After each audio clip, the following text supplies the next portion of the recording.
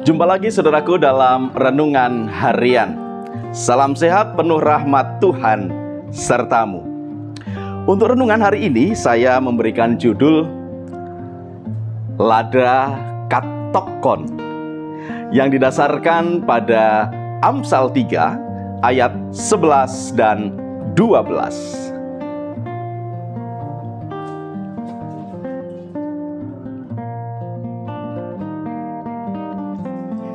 Hai anakku, janganlah engkau menolak didikan Tuhan, dan janganlah engkau bosan akan peringatannya. Karena Tuhan menghajar orang yang dikasihinya, seperti seorang ayah kepada anak yang disayangi.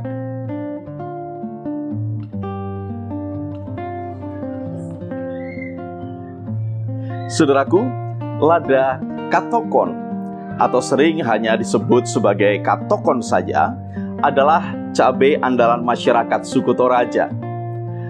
Katokon memang belum banyak menyebar ke daerah lain. Masyarakat Toraja biasa memasak masakan pedas dengan katokon sebagai pengganti cabai yang lain.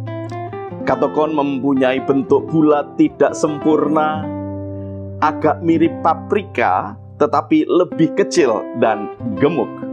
Besarnya kira-kira hanya sebesar ibu jari tangan orang dewasa.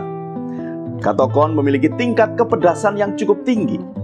Berdasarkan penelitian tingkat kepedasan atau Scoville Heat Unit (SHU), yaitu satuan yang mengukur konsentrasi capsaicin atau zat pedas pada cabai, katokon memiliki tingkat SHU sebesar 400.000 sampai 600.000. Agar bisa membayangkan tingkat kepedasannya, cabai rawit biasa memiliki tingkat SHU sebesar 100.000. Artinya, kepedasan katokon ini 4 kali lebih pedas dibandingkan dengan cabai biasa. Uniknya, rasa pedas katokon ini tidak serta-merta muncul di lidah pada saat digigit, melainkan muncul perlahan. Sensasi pertama yang dirasakan saat katokon ini digigit adalah rasa manis asam segar seperti buah tomat.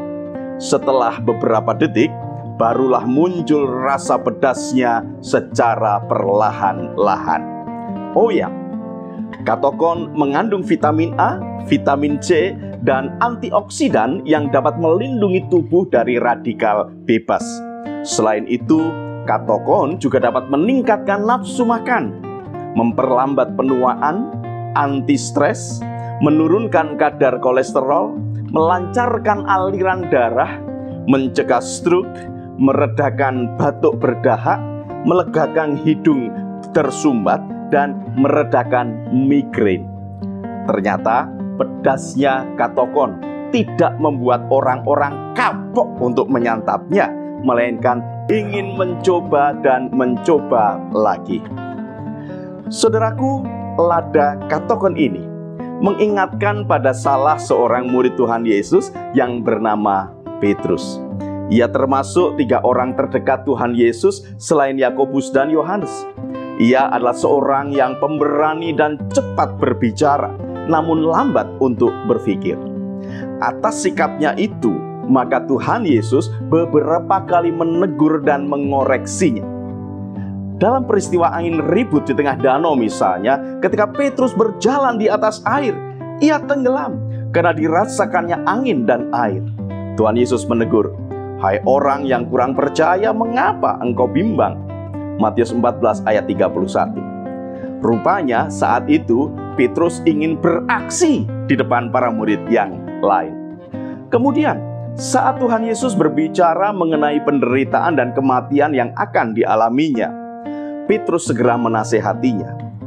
Tuhan Yesus pun menegur Petrus, "Enyahlah iblis, engkau suatu batu sandungan bagiku. Sebab engkau bukan memikirkan apa yang dipikirkan Allah, melainkan apa yang dipikirkan manusia." Matius 16 ayat 23.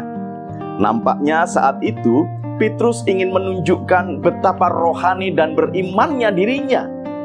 Dalam peristiwa perjamuan malam terakhir, Petrus menyatakan bahwa dirinya tidak akan terguncang imannya. Dan Tuhan Yesus kembali menegurnya. Sesungguhnya aku berkata kepadamu, malam ini sebelum ayam berkokok, engkau telah menyangkal aku 3 kali. Matius 26 ayat 34. Kali itu pun Petrus ditegur karena omong besarnya itu. Meski sempat hancur hati, namun berkat peneguhan dari Tuhan Yesus, Petrus kembali bangkit untuk melayani.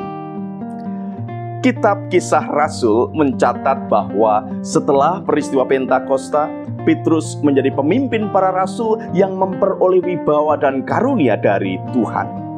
Dari rangkaian kisah tentang Petrus ini, kita belajar bahwa Tuhan tidak segan untuk menegur dan mengoreksi orang yang dikasihinya. Maka benarlah apa yang dinasihatkan oleh penulis Amsal. Demikian, hai anakku, janganlah engkau menolak didikan Tuhan, dan janganlah engkau bosan akan peringatannya, karena Tuhan menghajar orang yang dikasihinya seperti seorang ayah kepada anak yang disayangi.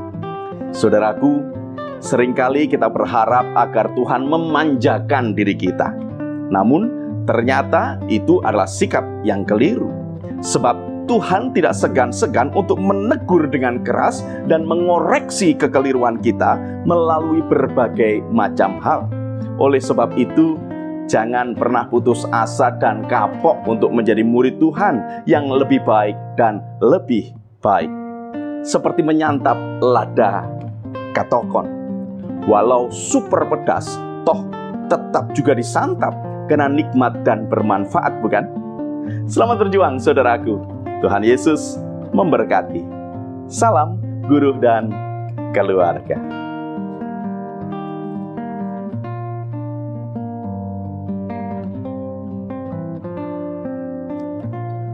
Saudaraku, mari kita berdoa.